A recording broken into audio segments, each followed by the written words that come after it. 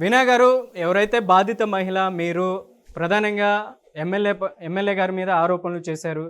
Right, ఒక మహిళ ఏదైతే ఇబ్బందులు పడుతుందనేసి కూడా చాలా వరకు మిమ్మల్ని సపోర్ట్ చేయడానికే ఉన్నారు. చాలా వరకు న్యాయపరంగా అయినా సరే మా మీడియా వాళ్ళు కూడా చాలా వరకు మిమ్మల్ని సపోర్ట్ చేయడానికి, సేవ్ చేయడానికే ఉన్నారు.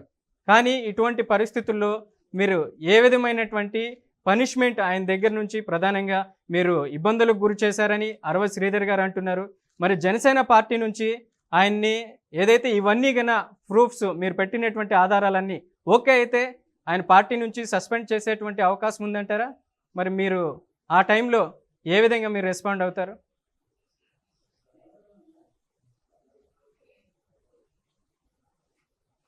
అది వాళ్ళే డిసైడ్ చేస్తారండి.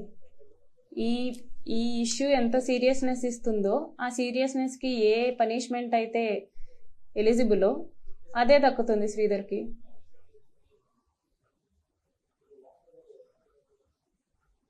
వీణా గారు, మహిళలకు అండగా నిలవడమే జనసేన సిద్ధాంతం. మరి మీకు ఆ విధంగా ఏమైనా అనిపిస్తుందా?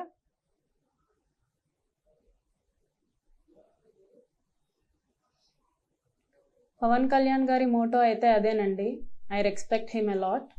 కాకపోతే ఆయనలాగా అందరూ ఉండాలి అనేసి లేదు, ఆయనలాగా అయితే అందరూ లేరు, అది మనకి క్లియర్గా కనిపిస్తుంది.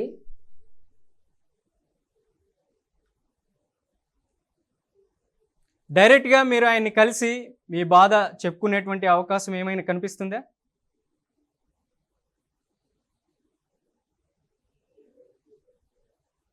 లేదండి, ఇప్పటికే ఆయనకి కన్వే అయ్యి ఉంటుంది విషయం, వాట్ ఈస్ వాట్ అనేసి. They are on enquiry.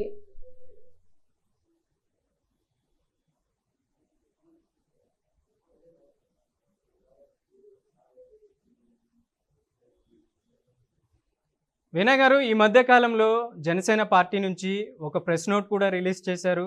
శారీరకంగా వివాహేతర సంబంధాలకు సంబంధించినటువంటి అంశంలో మీరు చాలా జాగ్రత్తగా ఉండండి, పార్టీకి సంబంధించినటువంటి లీడర్సు ఇటువంటి వివాదంలో మీరు చిక్కుకోకండి అనేసి కూడా ఒక ప్రెస్ నోట్ రిలీజ్ చేశారు.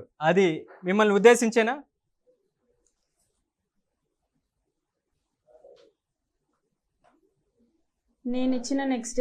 నేను కంప్లైంట్ ఇచ్చిన నెక్స్ట్ డే ఆ లెటర్ రిలీజ్ చేయడం జరిగిందండి. తాళ్ళూరి రామ్ గారికి నేను ఎక్స్ప్లెయిన్ చేసిన నెక్స్ట్ డే ఆ లెటర్ రిలీజ్ చేయడం జరిగింది. అది నా కోసమో వాళ్ళ సేఫ్టీ కోసమో నాకు తెలీదు. మీరు ఏ తారీఖున కంప్లైంట్ ఇచ్చారు వీణా గారు?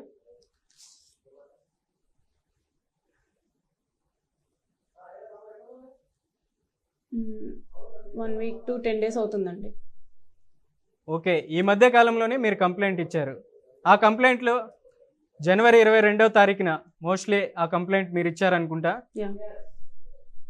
ఓకే, ఆ మరుసటి రోజే రిలీజ్ అయింది ప్రెస్ నోట్. Exactly, right.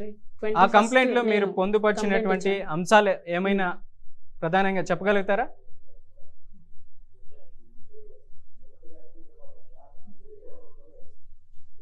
నేను బ్రీఫ్గా ఎక్స్ప్లెయిన్ చేశానండి, ఇలా జరిగింది అని చెప్పేసి బ్రీఫ్గా ఎక్స్ప్లెయిన్ చేశాను. What ever happened in this 1.5 years I explain to him. So ఆ తర్వాత ఇది జరిగింది.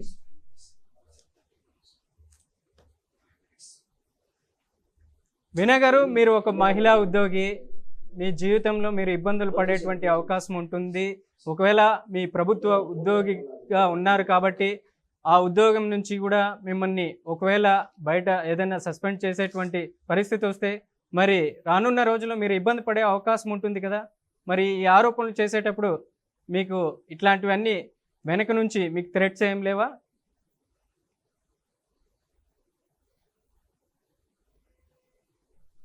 గవర్నమెంట్ అంత దారుణంగా ఆలోచిస్తుందని నేను అనుకోవట్లేదండి. దేనిది దానికే ఉంటుందనేసి నేను ఎక్స్పెక్ట్ చేస్తున్నాను. నా పర్సనల్ విషయాన్ని ప్రొఫెషనాలిటీ మీద రుద్ది నా జాబ్కి భంగం కలిగిస్తుంది, అంత దారుణమైన గవర్నమెంట్లో మనం ఉంటున్నామని చెప్పేసి నేను ఎక్స్పెక్ట్ చేయట్లేదు. రైట్. వీణా గారు, నెక్స్ట్ మీరు ఏ స్టెప్ తీసుకోబోతున్నారు? మీ పోరాటాన్ని ఎలా కొనసాగించాలనుకుంటున్నారు?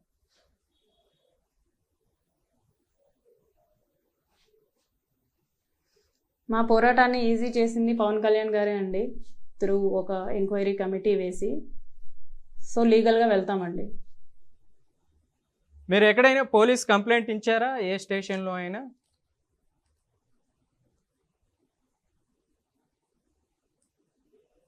ఎస్పీ గారికి కంప్లైంట్ ఇచ్చానండి. ఎక్కడ, ఏఎస్పీ?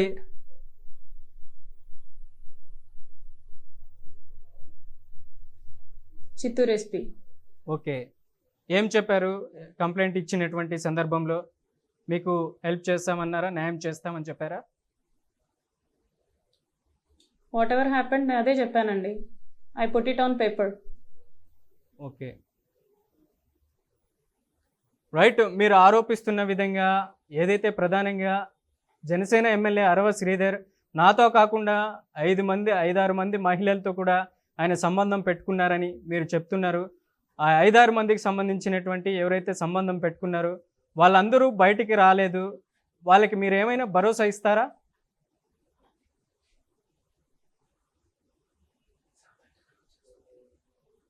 అది వాళ్ళ ఇష్టం అండి.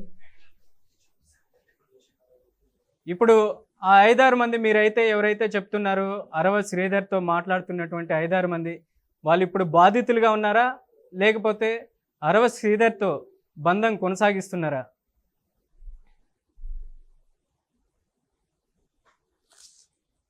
నాకు తెలియదండి. శ్రీధర్ నాతో మాట్లాడడం మానేసి 20 రోజులు అవుతుంది. సో వాళ్ళతో మాట్లాడుతున్నాడో లేదో నాకు తెలియదు. అది మీరు శ్రీధర్ని అడగండి. 20 days బ్యాక్ ముందు మీరు అప్పుడు మాట్లాడారు కదా, అప్పుడు చాటింగ్ కూడా మీరు చూసారని చెప్తున్నారు కదా.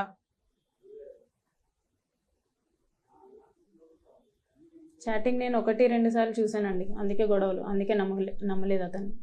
ఓకే, అప్పుడు నమ్మారా? చాటింగ్కి ముందు నమ్మాల్సి వచ్చిందా? చాటింగ్కి ముందు పెళ్ళి అని చెప్పేసి చెప్తూ వచ్చారు కదా. నాకు తెలియకుండా మా ఫ్యామిలీకి కాల్ చేయటం, డివోర్స్ తీసుకో అని చెప్పేసి వార్నింగ్లు ఇవ్వటం, చేతులు కట్ చేసేసుకోవటం. రైట్. మీకు ఒక క్వశ్చన్ అడుగుతున్నా. ఫస్ట్ జనసేన ఎమ్మెల్యే అరవ శ్రీధర్ గారితో ఫస్ట్ కాన్వర్జేషన్ ఏంటి, లాస్ట్ కాన్వర్జేషన్ ఏంటి? ఫస్ట్ కాన్వర్జేషన్ వచ్చేసి కంగ్రాచ్యులేషన్స్ చెప్పానండి. లాస్ట్ కాన్వర్జేషన్ వచ్చేసి నేను నిన్ను పెళ్లి చేసుకోను, నువ్వేం చేసుకుంటావో చేసుకో అని చెప్పేసి అతను నాకు చెప్పాడండి. And that is it. మీరేం రిప్లై ఇచ్చారు? అతని 2 numbers స్విచ్డ్ ఆఫ్. ఓకే, మీరు రిప్లై ఏమైనా ఇచ్చారా? నేను రిప్లై ఇచ్చేలోపే అతని phone switch off. Okay, right. ఫైనల్గా రిప్లై ఇచ్చేలోపే అతని phone switch off. Right. Veena గారు, ఫైనల్గా ఈ మీడియా ముఖంగా కూడా మీకు కూడా మేము సపోర్ట్ చేయదలుచుకున్నాం. ఏ విధమైనటువంటి సపోర్ట్ కావాలన్నా మేమంతా ఉన్నాం.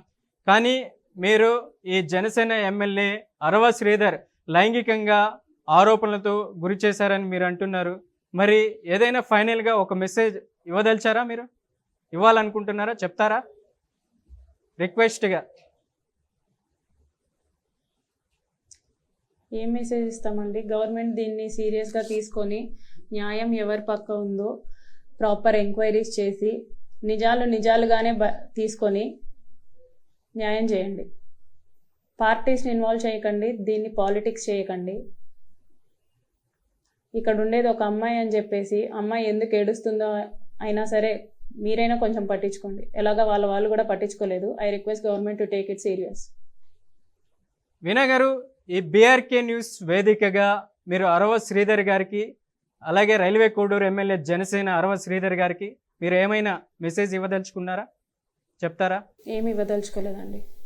వీణా గారు, ఇన్ని సంవత్సరాల మీకు ఏదైతే ఆయన ప్రయాణంలో మీరు మాట్లాడినటువంటి సందర్భంలో మీరు ఒక మెసేజ్ అయితే ఇవ్వాలి కదా అరవ శ్రీధర్తో ఇబ్బందులు పడుతున్నటువంటి పరిస్థితుల్లో.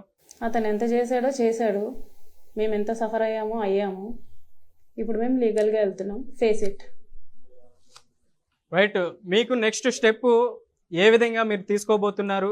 ఏదైతే ప్రధానంగా మీరు న్యాయపరంగా ఎదుర్కోవాలనుకుంటున్నారు, లేదా అలాగే ఉద్యమాలు ఏమైనా చేయాలదలుచుకున్నారా మీకు న్యాయం జరగాలనుకుంటే? ఫైనల్గా మేము లీగల్గానే వెళ్దాం అనుకుంటున్నామండి. స్టేట్ వైడ్గా మాకు న్యాయం జరుగుతుందో లేదో మాకు తెలియదు కాబట్టి, ఎందుకంటే ఆల్రెడీ ఎక్స్పీరియన్స్ అయ్యాం కాబట్టి ఎస్పీ సార్ నుంచి మాకు ఎటువంటి రెస్పాన్స్ లేదు. సో నేషనల్ ఉమెన్ కమిషన్లో వేసాము, స్టేట్ ఉమెన్ కమిషన్లో కూడా వేసాము, నేషనల్ ఎస్సీ కమిషన్లో వేసాము, హ్యూమన్ రైట్స్కి వేసాము, ఎలక్షన్ కమిషన్కి వేసాము, డీజీపీ గారికి ఒక కంప్లైంట్ ఇచ్చామండి. ఓవరాల్గా ఇలా ఫైల్ చేసాము. We're proceeding through that. Right. Veena garu, ఏదైతే ప్రధానంగా మీరు ఆరోపణలు ఏదైతే ఆయన మీద చేస్తున్నారు, మిమ్మల్ని ఆయన ఇబ్బంది పెట్టారనేసి మీరు అంటున్నారు. ఏదైనా సరే ఈ విషయం నుంచి మీరు బయటికి సేవ్ అవ్వాలని ఈ మీడియా కూడా కోరుకుంటుంది. అలాగే మీకు మీడియా కూడా సపోర్ట్ చేయదలుచుకుంటుంది. రైట్, లైవ్‌లోకి వచ్చినందుకు, మీరు చెప్పినందుకు థ్యాంక్ యూ సో మచ్ అండి వీణా గారు. ధన్యవాదాలు. Thank you so much.